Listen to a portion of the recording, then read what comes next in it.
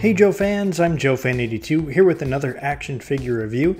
Today I'm looking at my favorite female G.I. Joe, Lady Jaye. This is the 25th anniversary version from 2007. Here she is in the package, and this is one of the cards with the silver reflective motif going on.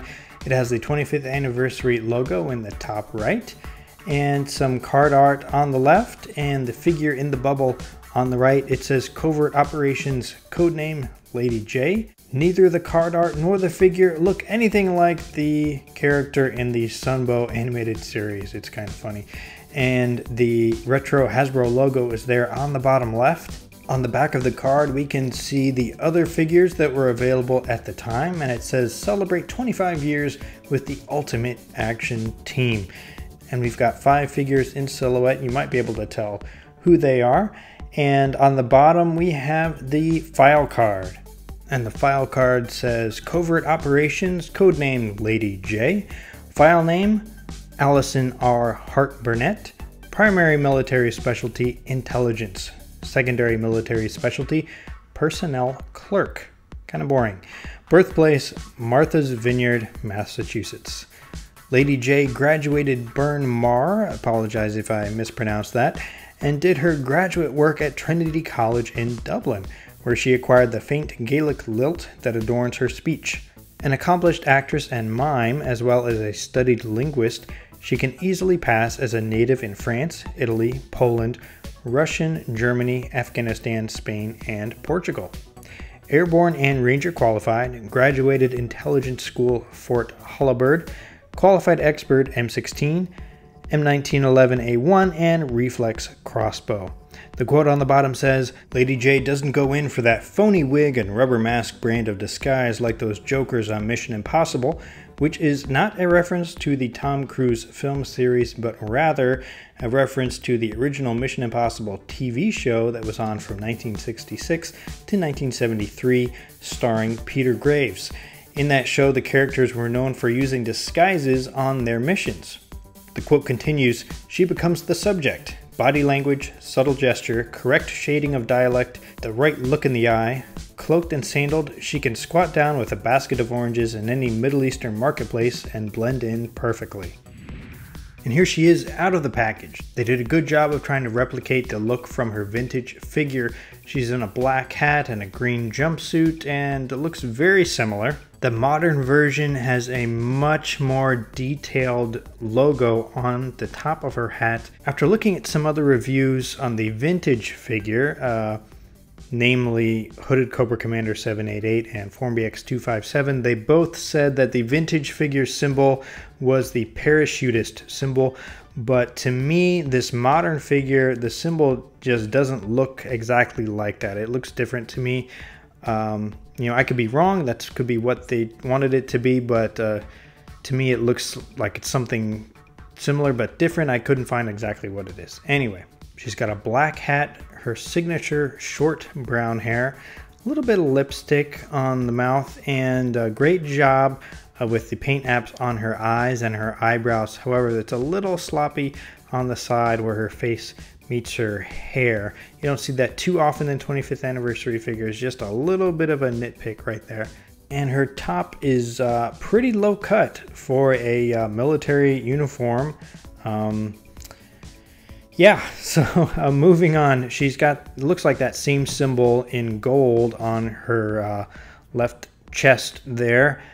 She's got some brown straps coming around over her shoulders, around to her back, which don't really attach to anything. They go down to her belt that's molded on. And she's got a loose web gear belt that is nicely sculpted, and it has a holster for her pistol that she comes with, but it's just really loose, and I have the same opinion about it that I did with the belt that came with the 25th anniversary Scarlet. I could do without it. It's just a little too distracting and moves around a little too much for me. Her jumpsuit continues down over her legs. She has pouches on the side, and on her right ankle she has a knife that's molded on. It's not removable. And on her left ankle she has a small pistol. And she has black boots and black gloves. Let's take a look at her accessories. She comes with a powered javelin, which has a really nice sculpt, nice paint apps, like the silver in the middle and on the arrowhead. Just a really nice job on that, and she holds it pretty well.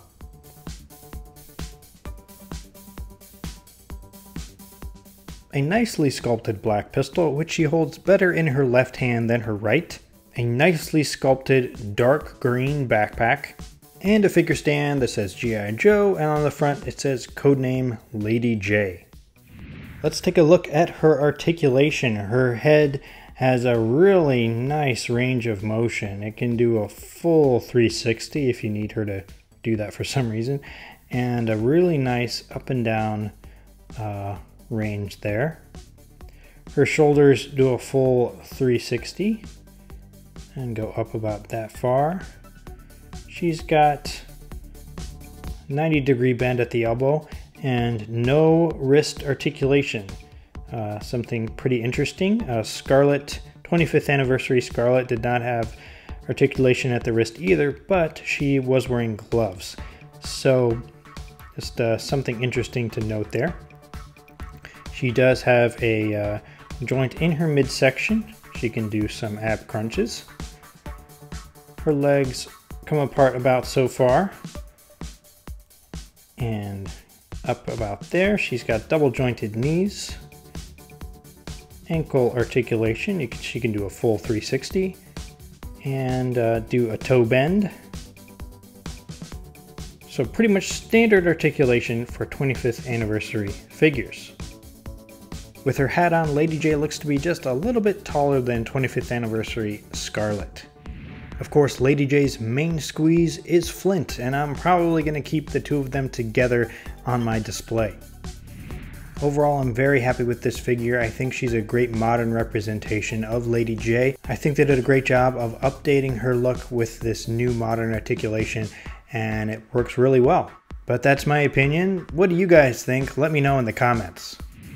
So in my last review video, I let you guys know that this year I want to start showing off everybody's collections. You can send me your collection photos and I'll share them with everyone else. So we got our first photos in, and these are from Jeff from India, and he is a vintage G.I. Joe, Hasbro, and Fun School collector. He likes to collect mint on card as well as some loose, and he does have some modern figures as well. Jeff, I'd like to thank you for sharing your photos with us. These are awesome. Everyone, let Jeff know what you think about his collection in the comments. And if you'd like to share your collection, just send some photos to my email, gijoefan82@gmail.com, and put collection photos in the subject line. Put a description of what your collection is and what you'd like to be called. If you want your full name or an online alias, if you have your own YouTube channel, whatever, just let me know. That's it for this video. Thanks for watching, and I'll see you next time.